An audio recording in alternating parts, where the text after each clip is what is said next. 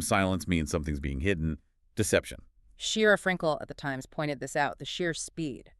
Videos everywhere, moments after he was shot. Meta, Facebook, they tried to put up some barriers, but X, formerly Twitter, apparently a different approach, she said. It highlights how fragmented, sometimes irresponsible, the handling of violent content is. It's just a textbook example of information decoding failure. The official channels were slow, the platforms were, well, chaotic, and in that gap, conspiracy thrives instead of procedural understanding. Okay, so we really want your input here. This is about accountability.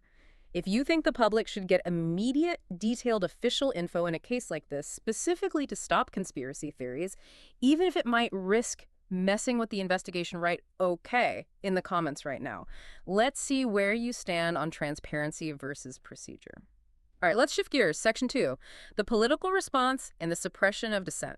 Because this thing pivoted lightning fast from a crime scene to basically a national crisis over free speech orchestrated from the very top. Yeah, the response from the Trump administration wasn't exactly focused on national unity or mourning. It was swift, it was severe, and it was unapologetically about political leverage. President Trump himself blamed, quote, the radical left group of lunatics for the killing. That set the tone immediately. Vengeance, ideological targeting, even before the suspect's motive was fully nailed down. He said he'd get that problem solved. He did. And the scope of the crackdown they threatened was pretty breathtaking.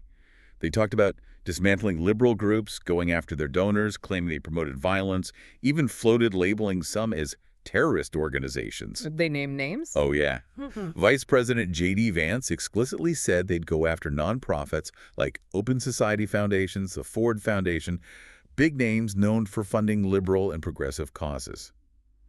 Now, legal experts, the ones the New York Times talked to, were pretty skeptical they could legally pull that off because of the First Amendment. Right, freedom of association, speech. Exactly.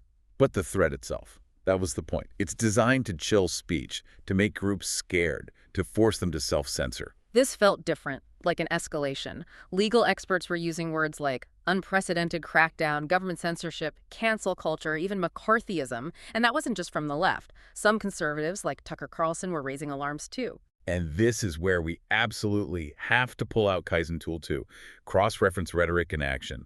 This is the free speech test. You have to compare the rhetoric, the value they claim to uphold, like the absolute defense of free speech, often championed by Kirk's own movement, with the actual actions they took to shut down dissent. And the double standard